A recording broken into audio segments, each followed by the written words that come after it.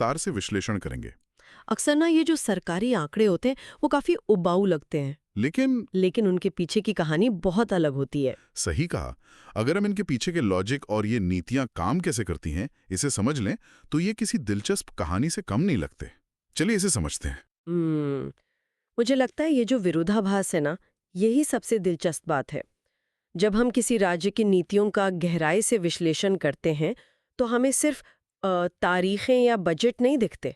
हम्म तो और क्या दिखता है? हमें असल में उस राज्य की प्राथमिकताएं और उसके सामने खड़ी चुनौतियां साफ नजर आने लगती हैं।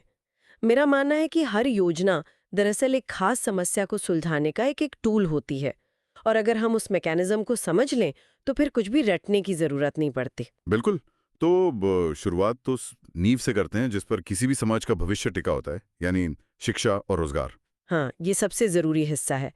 इन दस्तावेजों को खंगालते वक्त मेरी नज़र सबसे पहले मुख्यमंत्री अभ्युदय योजना पर पड़ी, जो 15 फरवरी 2021 को शुरू हुई। हम्म। इसका मकसद है आईएएस, पीसीएस और नीट जैसी परीक्षाओं के लिए मुफ्त कोचिंग देना। लेकिन मजे की बात यह है कि 15 फरवरी 2021 को वसंत पंचमी थी। अरे वाह, ये तो बहुत दिलचस्प है। हाँ, मतलब ज्ञान की देवी सरस्वती का दिन, और उसे सीधे आधुनिक जो प्रतियोगी परीक्षाएं हैं उनकी कोचिंग से जोड़ दिया गया। ये एक बहुत ही सोची समझी ब्रांडिंग है। लेकिन इसके पीछे का जो असल अर्थशास्त्र है ना, वो और भी महत्वपूर्ण है। वो कैसे? देखिए, महानगरों में भारी भरकम फीस वाली जो कोचिंग होती हैं, उन्होंने एक तरह की अदृश्य दीवार खड़ी कर दी थी, जहां आर्थिक रूप से कमजोर लेकिन मेधावी छात्र पीछे छूट जाते थे। बिल्कुल। तो अभ्युदय योजना उस दीवार को गिराने का काम कर रही है। ये सिर्फ मुफ्त शिक्षा नहीं है, बल्कि यह एक समान अवसर पैदा करने का संस्थागत प्रयास है। और जब अवसरों तक पहुंचने की बात आती है ना, तो आवाजाही, मेरा मतलब है मोबिलिटी, एक बहुत बड़ा फैक्टर बन जाता है। हाँ, बिना मोबिलिटी के तो कुछ संभव नहीं है। यहीं पर रानी लक्ष्मीबाई स्कूटी योजना तस्वीर में आती है। इसके लिए पूरे 400 करोड़ रुपए का बजट रखा गया है। 400 करोड़, ये काफी बड़ा निवेश है। हाँ, और पहली नजर में लगता है कि सिर्फ वाहन बांटे जा रहे हैं, लेकिन अगर हम गहराई से देखें तो गांव या छोटे कस्बों में कॉलेज की दूरी ये कई लड़कियों के ड्रॉप आउट का सबसे बड़ा कारण होती है। बिल्कुल सही कहा आपने। मोबिलिटी सीधे तौर पर आर्थिक स्वतंत्रता से जुड़ी है। मैं देखती हूँ कि अगर कोई छात्रा 10 किलोमीटर दूर अपने कॉलेज नहीं जा सकती, तो उसकी पढ़ाई तो वहीं रुक गई। हाँ, उसकी उच्च शिक्षा वहीं खत्म हो जाती है। तो 400 करोड़ का ये निवेश असल में परिवहन की कमी से होने वाले ड्रॉप आउट रेट को कम करने का एक सीधा तरीका है। जब एक लड़की के पास स्कूटी होती है, तो उसका दायरा सिर्फ कॉलेज तक सीमित नहीं रहता। वो इंटर्नशिप कर सकती है, पार्ट टाइम काम कर सकती है। ये पूरी तरह से उसके आर्थिक भविष्य को बदल देता है। क्या बात है। अब यहां से ना चर्चा को उस 2 सदियों वाले विरोधाभास की ओर ले जाते हैं जिसका मैंने शुरुआत में जिक्र किया था। हाँ, वो एआई वाला मुद्दा। बिल्कुल। रिसर्च में टेक युवा समर्थ योजना का उल्लेख है, जो मार्च 2026 में लागू होने वाली है। इसका पूरा फोकस युवाओं को आर्टिफिशियल इंटेलिजेंस यानी एआई की ट्रेनिंग देने पर है। मुझे यहाँ थोड़ा संशय होता है। मतलब एक ऐसा राज्य जहां अभी भी बुनियादी ढांचे की कई चुनौतियां हैं, क्या वहां 2026 तक एआई हब बनने का लक्ष्य कुछ ज्यादा ही हवा-हवाई नहीं लगता? आपका ये संशय बहुत स्वाभाविक है, लेकिन इसे हमें ना लीप फ्रॉगिंग या छलांग लगाने के रणनीति के तौर पर देखना होगा। लीप फ्रॉगिंग मतलब सीधे आगे कूद जाना। हाँ, बिल्कुल। तकनीक कभी भी रेखिक या एक सीधी रेखा में विकास नहीं करती। एआई अब भविष्य की कोई फैंसी चीज नहीं है, ये आज के उद्योगों की रीढ़ बन चुकी है। ये बात तो है। अगर आप आज सिर्फ पारंपरिक कंप्यूटर कोर्स पर टिके रहेंगे, तो अगले 5 साल में वो युवा बेरोजगार हो जाएंगे। अच्छा। तो मार्च 2026 तक एआई प्रशिक्षित युवाओं को तैयार करने का मतलब है कि राज्य पुरानी गलतियों को दोहराने के बजाय सीधी अगली पीढ़ी की तकनीक में निवेश कर रहा है। ये एक बहुत ही दिलचस्प नजरिया है। खैर, रोजगार पैदा करने की बात करें तो स्वरोजगार को लेकर ना 2 योजनाएं सामने आती हैं जिनमें अक्सर बहुत कंफ्यूजन होता है। हाँ, बजट और टारगेट्स को लेकर अक्सर लोग उलझ जाते हैं। बिल्कुल। एक है 2018 की मुख्यमंत्री युवा स्वरोजगार योजना, जिसमें उद्योग या मैन्युफैक्चरिंग के लिए 25 लाख और सर्विस सेक्टर के लिए 1 लाख रुपए दिए जाते हैं। ये तो लॉजिक समझ आता है ना कि भाई फैक्ट्री लगाने में मशीनरी का खर्च ज्यादा है, इसलिए 25 लाख, और सर्विस सेक्टर कम पूंजी में शुरू हो सकता है। हाँ, सर्विस सेक्टर में शुरुआत के लिए 1 लाख काफी हो सकता है। लेकिन जो दूसरी योजना है ना, 2025 का युवा उद्यमी विकास अभियान, इसके आंकड़े मुझे बहुत ही आक्रामक लगे। अच्छा, ऐसा क्यों? अरे अगले 10 साल में 10 लाख युवाओं को उद्यमी बनाना, और इसके लिए 5 लाख रुपए का वो भी ब्याज मुक्त लोन दिया जा रहा है। 10 लाख नए व्यवसाय, क्या ये उन्हें जानबूझकर फेल होने के जोखिम में धकेलना नहीं है? मतलब सरकार इतना बड़ा वित्तीय जोखिम कैसे उठा सकती है? आपका ये सवाल बहुत ही वाजिब है। 10 लाख का आंकड़ा वाकई बहुत बड़ा है, लेकिन यहीं पे ना वो जो ब्याज मुक्त लोन का मैकेनिज्म है वो काम आता है। वो कैसे? ब्याज ना होने से रिस्क कम कैसे हो जाएगा? देखिए, जब कोई युवा नया व्यवसाय शुरू करता है तो उसके फेल होने का सबसे बड़ा कारण क्या होता है? शुरुआत में ही मुनाफे से ज्यादा ब्याज चुकाने का भारी दबाव। हाँ, ईएमआई का टेंशन तो सबसे पहले शुरू हो जाता है। बिल्कुल। तो ब्याज का ये बोझ हटाकर सरकार दरअसल उस व्यवसाय को सरवाइव करने का एक बफर टाइम दे रही है। और चूंकि ये अभियान या मिशन मोड में है, इसका उद्देश्य केवल पैसा बांटना नहीं बल्कि एक पूरा इकोसिस्टम तैयार करना है।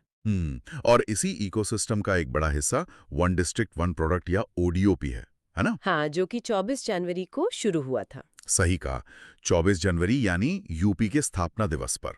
ये तारीख खुद में एक संदेश है कि हर जिले का स्थानीय उत्पाद ही राज्य की असली पहचान है। बिल्कुल। खैर, शिक्षा और रोजगार से युवाओं को सशक्त बनाने की बात तो हो गई, लेकिन अगर युवा और रोजगार एक इंजन है, तो समाज का वो बुनियादी ढांचा क्या है जो इस पूरे परिवार को संभाले हुए है? वो तो जाहिर तौर पर महिलाएं और सामाजिक सुरक्षा ही है। हाँ, अगर हम सिर्फ आर्थिक विकास करें और सामाजिक सुरक्षा ना हो तो सब बेमानी है, और कन्या सुमंगला योजना इसी पर चोट करती है। जो 2019 में शुरू हुई थी। हाँ, 25 अक्टूबर 2019 को इस योजना में 25,000 रुपए एक साथ नहीं मिलते, बल्कि 6 अलग-अलग चरणों में दिए जाते हैं। और पता है, ये जो 6 चरणों वाला मॉडल है ना, ये बिहेवियरल इकोनॉमिक्स यानी व्यवहारिक अर्थशास्त्र का एक बहुत ही शानदार उदाहरण है। अच्छा, इसे थोड़ा और समझाइए। देखिए, पैसा जन्म के समय मिलता है, फिर टीकाकरण पूरा होने पर, फिर कक्षा 1, कक्षा 6, कक्षा 9 और अंत में ग्रेजुएशन या डिप्लोमा में प्रवेश के समय मिलता है। मतलब ये वित्तीय मदद के टुकड़ों के रूप में बिछाया गया एक ऐसा रास्ता है जो ये सुनिश्चित करता है कि बच्ची सिर्फ जीवित ही ना रहे, बल्कि उसकी पढ़ाई और स्वास्थ्य का भी लगातार ध्यान रखा जाए। बिल्कुल, एक तरह से पेरेंट्स को हर सही कदम पर इंसेंटिव मिल रहा है। यहाँ एक बहुत ही रोचक बात सामने आती है जिसने मुझे सच में सोचने पर मजबूर कर दिया। वो क्या? दस्तावेजों में श्रमिक कन्यादान योजना जो 2025 की है, उसके जो आंकड़े हैं वो सिर्फ एक वित्तीय मदद नहीं बल्कि सीधे तौर पर एक बहुत बड़ी सामाजिक इंजीनियरिंग का हिस्सा लगते हैं। अच्छा, आप उन राशियों के अंतर की बात कर रहे हैं। हाँ, इसमें सजातीय विवाह यानी अपनी ही जाति में शादी करने पर 55,000 रुपए दिए जाते हैं, लेकिन अगर विवाह अंतरजातीय या इंटरकास्ट है तो ये राशि बढ़कर 61,000 रुपए हो जाती है। ये 6,000 रुपए का अंतर बहुत कुछ कहता है। ये नियत का एक बहुत ही स्पष्ट प्रकटीकरण है। बिल्कुल।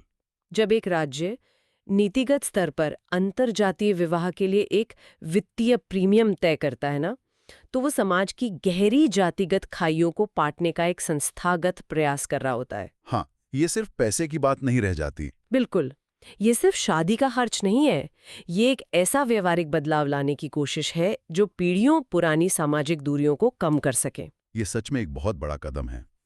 सामाजिक विवाह की तर्ज पर एक और योजना है, मुख्यमंत्री सामूहिक विवाह योजना, जो 2017 की है।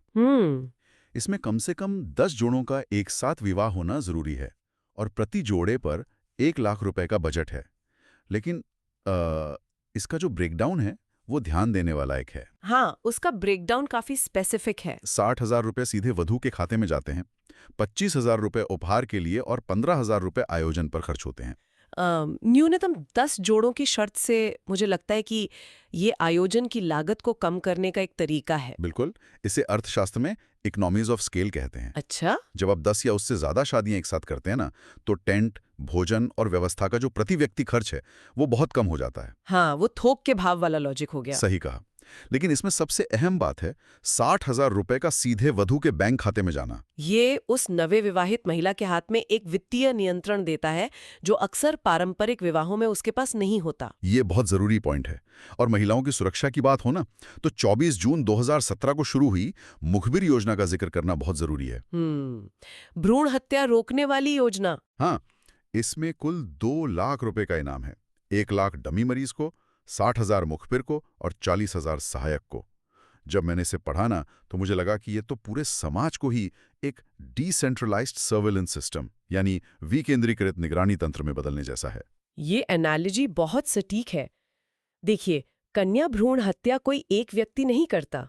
हाँ, वो तो पूरा एक नेक्सस होता है। बिल्कुल, यह क्लिनिक, डॉक्टर और दलालों का एक संगठित आपराधिक नेटवर्क है। आप बाहर से पुलिस भेजकर इसे नहीं तोड़ सकते। तो फिर ये इंसेंटिव कैसे काम करता है? इस इंसेंटिव मॉडल ने उसी नेटवर्क के भीतर मौजूद लोगों को लालच देकर इस पूरे काले धंधे को अंदर से ही खोखला कर दिया है। जब जानकारी देने वाले को 60,000 रुपए मिल रहे हो, तो अपराधियों के बीच आपस में ही अविश्वास पैदा हो जाता है। अरे वाह, ये वाकई में बहुत ही चतुर नीति है। अब ये सामाजिक और पारिवारिक सुरक्षा तब तक काम नहीं करेंगी जब तक राज्य की मुख्य आर्थिक रीढ़ मजबूत ना हो। यानी गांव और खेती। बिल्कुल, खेती किसानी से जुड़ी जो सबसे पहली योजना मेरी नजर में आई, वो है 2022 की पंचामृत योजना। गन्ने की खेती वाली। हाँ, ये गन्ना किसानों के लिए है। इसे याद रखने का एक सीधा तरीका ये हो सकता है कि अमृत मीठा होता है और गन्ना भी मीठा है। ये ट्रिक बढ़िया है। है ना? लेकिन इस योजना का तकनीकी पहलू मुझे बहुत गहरा लगा। इसमें ट्रेंच, मल्चिंग और सहफसल, जिसे को क्रॉपिंग कहते हैं, उसका इस्तेमाल होता है। ये सिर्फ पैदावार बढ़ाने की बात नहीं लगती मुझे। नहीं, बिल्कुल नहीं। ये पूरी तरह से टिकाऊ खेती या सस्टेनेबिलिटी पर केंद्रित है। वो कैसे? गन्ने की फसल में सबसे ज्यादा पानी लगता है। अब मल्चिंग तकनीक में क्या होता है कि मिट्टी को ढक दिया जाता है, जिससे नमी भाप बनकर नहीं उड़ती और पानी की भारी बचत होती है। अच्छा। और सह फसल का मतलब है गन्ने की 2 लाइनों के बीच जो खाली जगह है ना, उसमें दाल या कोई और फसल उगा लेना। इससे न सिर्फ किसान को एक अतिरिक्त आमदनी होती है, बल्कि मिट्टी की उर्वरता भी बची रहती है। क्या बात है, एक तीर से 2 निशाने। इसके बाद एक बहुत ही बड़े बजट वाली योजना है यूपी एग्रीज 2025। हाँ, वर्ल्ड बैंक वाली योजना। बिल्कुल, इसमें वर्ल्ड बैंक, जिसके प्रमुख अजय बंगा हैं, उनकी मदद से 4,000 करोड़ रुपए का भारी निवेश किया जा रहा है। लेकिन यहाँ एक सवाल उठता है। बताइए। इस योजना को पूरे उत्तर प्रदेश में लागू करने के बजाय सिर्फ पूर्वांचल और बुंदेलखंड के 28 जिलों पर ही क्यों फोकस किया गया है? इसका जवाब उत्तर प्रदेश की भौगोलिक और आर्थिक विषमता में छिपा है। अच्छा। अगर आप पश्चिमी यूपी को देखें, तो वहाँ की जमीन काफी उपजाऊ है और सिंचाई के साधन भी बेहतर है। वो पहले से ही कृषि के मामले में काफी विकसित है। हाँ, वो तो है। लेकिन इसके विपरीत बुंदेलखंड सालों से सूखे और पानी की कमी से जूझ रहा है और पूर्वांचल में बाढ़ के साथ साथ किसानों के पास बहुत छोटी छोटी जोत यानी जमीन के टुकड़े हैं। तो ये टारगेटेड अप्रोच है। बिल्कुल, 4,000 करोड़ का ये निवेश एक टारगेटेड रीजनल डेवलपमेंट है। इसका मकसद उन हिस्सों को ऊपर उठाना है जो प्राकृतिक या भौगोलिक कारणों से विकास की दौड़ में पिछड़ गए हैं। अब समझ में आया कि लक्ष्य इतना सीमित क्यों है। खेतों के विकास के साथ साथ एक और बड़ी समस्या है, आवारा जानवरों से फसलों की बर्बादी। ये तो किसानों की बहुत बड़ी शिकायत रहती है। हाँ, और जुलाई 2023 की मुख्यमंत्री खेत सुरक्षा योजना इसी का समाधान है। इसमें खेतों के चारों ओर 12 वोल्ट की सोलर फेंसिंग या बाड़ लगाने के लिए सरकार 60% की सब्सिडी दे रही है, जो अधिकतम 1.43 लाख रुपए तक है। शुरुआत में मुझे लगा कि यार ये तो जानवरों को चोट पहुंचाने वाला कोई क्रूर तरीका होगा। हाँ, अक्सर लोगों को यही गलतफहमी होती है। लेकिन जब गहराई से देखा तो समझ आया कि 12 वोल्ट का करंट किसी को मारता नहीं है। इसे आप भौतिक दीवार के बजाय एक मनोवैज्ञानिक सीमा कह सकते हैं। Psychological boundary. बिल्कुल, ये जानवरों को सिर्फ एक हल्का सा झटका देता है, जिससे धीरे धीरे उनका व्यवहार बदल जाता है और वो उस खेत की तरफ आना ही छोड़ देते हैं। बिल्कुल सही। ये एक बहुत ही मानवीय दृष्टिकोण है। किसान की फसल भी बच जाती है और वन्य जीवों या आवारा मवेशियों को कोई स्थायी नुकसान भी नहीं पहुंचता। ये तकनीक मानव पशु संघर्ष को बहुत ही शांतिपूर्ण तरीके से सुलझाती है। ग्रामीण अर्थव्यवस्था का दूसरा पहिया है पशुपालन, खासकर डेयरी सेक्टर। हाँ, यूपी में तो ये बहुत बड़ा सेक्टर है। यहाँ सरकार की रणनीति बड़ी स्पष्ट नजर आती है। जून 2023 का नंद बाबा दुग्ध मिशन, जिसका कुल बजट 1,000 करोड़ रुपए है। इसी के तहत नंदिनी कृषक समृद्धि योजना है, जिसमें 25 गायों की खरीद पर लगभग 31.25 लाख रुपए की सब्सिडी दी जाती है। और दूसरी तरफ एक स्वदेशी गौ संवर्धन योजना है, जिसमें सिर्फ 2 गायों के लिए प्रति गाय 40,000 रुपए मिलते हैं। मैं सोच रहा था एक तरफ 25 गायें और दूसरी तरफ सिर्फ 2 गायें, ऐसा क्यों? इन दोनों के पीछे का जो अर्थशास्त्र है वो अलग अलग वर्गों को लक्षित करता है। अच्छा, कैसे? नंदिनी योजना उन लोगों के लिए है जो डेयरी को एक कमर्शियल इंडस्ट्री या बड़े व्यवसाय के रूप में स्थापित करना चाहते हैं, इसलिए वहाँ 25 गायों का बड़ा स्केल है। लेकिन जो स्वदेशी गौ संवर्धन योजना है वो उस सीमांत या बहुत छोटे किसान के लिए जिसके लिए 1 या 2 गायें उसकी दैनिक आजीविका का एकमात्र सहारा है। दोनों का अंतिम लक्ष्य राज्य में दूध का उत्पादन बढ़ाना है, लेकिन नीतियां अलग अलग आय वर्गों के हिसाब से डिजाइन की गई हैं। खेत और गाय तो सुरक्षित हो गए, लेकिन उस इंसान का क्या जो इन खेतों में काम कर रहा है? हाँ, असली चुनौती तो वो गरीबी है जो पीढ़ियों से चली आ रही है। बिल्कुल, और यही हम चर्चा के सबसे संवेदनशील हिस्से पर पहुंचते हैं। इन दस्तावेजों में जीरो पॉवर्टी प्रोग्राम का जिक्र है। इसकी जो तारीख है ना, वो मुझे बहुत ही खास लगी। इस कार्यक्रम की घोषणा 15 अगस्त 2024 को हुई। इसे जमीन पर उतारा गया 2 अक्टूबर 2024 को, और फिर 14 अप्रैल 2025 को इसका नाम बदलकर doctor B R Ambedkar zero poverty programme कर दिया जाएगा। इसका अंतिम लक्ष्य 2 अक्टूबर 2025 रखा गया है। ये तारीखें बहुत कुछ कहती हैं। हाँ, अगर हम एक पल के लिए रुककर इन तारीखों पर गौर करें, 15 अगस्त, 2 अक्टूबर, 14 अप्रैल, जो लोग सुन रहे हैं उनके लिए समझना जरूरी है कि ये सिर्फ किसी सरकारी फाइल की लॉन्च डेट्स नहीं है, ये एक पूरा वैचारिक कैलेंडर है। ये बहुत ही गहरा ऑब्जर्वेशन है आपका। गरीबी उन्मूलन सिर्फ एक आर्थिक एजेंडा नहीं हो सकता। बिल्कुल नहीं। 15 अगस्त स्वतंत्रता का प्रतीक है, 2 अक्टूबर महात्मा गांधी के अंतिम व्यक्ति तक पहुंचने यानी अंत्योदय का दर्शन है, और 14 अप्रैल डॉक्टर अंबेडकर के सामाजिक न्याय और समानता का प्रतीक है। क्या बात है। इन तारीखों को पिरोकर सरकार दरअसल इस योजना को एक नैतिक और ऐतिहासिक वजन दे रही है। ये बताता है कि गरीबी मिटाना एक राष्ट्रीय जिम्मेदारी है। और इस जिम्मेदारी को निभाने में सबसे बड़ी अड़चन रही है लीकेज, यानी लाभ का गलत हाथों में जाना। भ्रष्टाचार या मिडलमैन। हाँ, तो इसे रोकने के लिए 2022 में परिवार पहचान योजना यानी फैमिली आईडी लाई गई, जो 12 अंकों का एक कोड है। आधार कार्ड के 12 अंकों की तरह ही इसे याद रखना भी आसान है। मैं कहूंगी कि ये फैमिली आईडी बहुत बड़ा गेम चेंजर है। वो कैसे? पहले होता ये था कि एक ही प्रभावशाली परिवार सिस्टम में कमियों का फायदा उठाकर कई योजनाओं का लाभ ले लेता था, और जो सच में गरीब था वो कागज पूरे ना होने की वजह से छूट जाता था। ये तो बहुत आम समस्या थी। हाँ, अब इस 12 अंकों की आईडी से पूरी व्यवस्था सेंट्रलाइज हो गई है। ये सुनिश्चित करता है कि टारगेटेड डिलीवरी हो, यानी जिसे जिस योजना की असल जरूरत है मदद सीधे उस तक पहुंचे। बीमारी किसी भी गरीब परिवार को दशकों पीछे धकेल सकती है। बिल्कुल, हेल्थ इमरजेंसी तो सबसे ज्यादा तोड़ती है। इसलिए मुख्यमंत्री जन आरोग्य योजना में 5 लाख रुपए का हेल्थ कवर दिया जाता है। और सरकारी कर्मचारियों और पेंशनर्स के लिए जुलाई 2022 में पंडित दीनदयाल उपाध्याय कैशलेस चिकित्सा योजना लाई गई, जिसमें भी 5 लाख रुपए का कवर है। ये 5 लाख का कवर दरअसल उस जीरो पॉवर्टी बाकी लक्ष्य का एक रक्षक है। एकदम सही कहा आपने। खैर, हमने नीतियों के मैकेनिज्म, उनके पीछे के मनोविज्ञान और अर्थशास्त्र को बहुत गहराई से खंगाला है। हाँ, काफी डिटेल में बात हुई आज। अब जो लोग हमें सुन रहे हैं, उनके दिमाग में ये तथ्य हमेशा के लिए छप जाएं, इसके लिए चलिए इस पूरी चर्चा का एक रैपिड फायर रिवीजन करते हैं, बिना रुके सीधे पॉइंट पर। बिल्कुल, मैं तैयार हूँ। शुरू करते हैं। अभ्युदय योजना। 15 फरवरी 2021 वसंत पंचमी के दिन मुफ्त कोचिंग। स्कूटी योजना का बजट। 400 करोड़ रुपए छात्राओं की मोबिलिटी के लिए। AI ट्रेनिंग का लक्ष्य। 2026 तक टेक युवा समर्थ योजना के तहत युवा स्वरोजगार में उद्योग के लिए 25 लाख रुपए और युवा उद्यमी अभियान में 5 लाख रुपए जो पूरी तरह से ब्याज फ्री हैं। ODOP की शुरुआत। 24 जनवरी यानी यूपी दिवस पर कन्या सुमंगला योजना। 25,000 रुपए बच्ची के विकास के 6 अलग-अलग चरणों में। श्रमिक कन्यादान में अंतरजातीय विवाह। 61,000 रुपए का प्रीमियम। सामूहिक विवाह योजना। प्रति जोड़ा 1 लाख रुपए, इसमें न्यूनतम 10 जोड़े होने चाहिए। मुखबिर योजना। कन्या भ्रूण हत्या रोकने के लिए 2 लाख रुपए का इनाम। पंचामृत योजना। गन्ने की टिकाऊ खेती से जुड़ी हुई है। UP agrees. वर्ल्ड बैंक की मदद से 4,000 करोड़ रुपए 28 जिलों पर फोकस। खेत सुरक्षा योजना। 1.43 लाख रुपए की सब्सिडी 12 वोल्ट की मनोवैज्ञानिक बाढ़।